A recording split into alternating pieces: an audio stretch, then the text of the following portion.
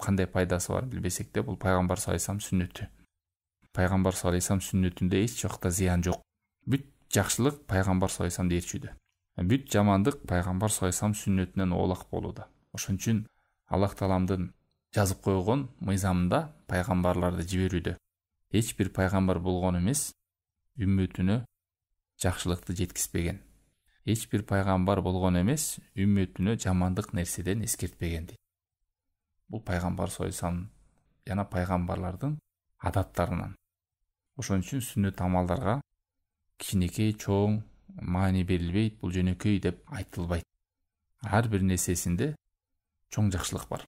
Күндөрдүн биринде пайгамбар саллаллаху алейхи вассалам тамак ичип атканда бир адамды көрүп, оң колуң менен же десе, жей албайм деген.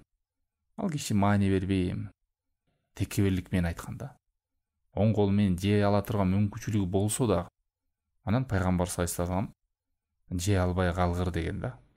Мындай жей албай эгерде чен текеберлик айткан пайгамбар саллаллаху алейхи вассалам билип, заматта ошол адамдын колу шал болгон. Пайгамбар саллаллаху алейхи вассаламдын сүннөтүнө текебер болуу. Бул дүйнөдөгү эле ал азабы, ал акыреттеги болгончу.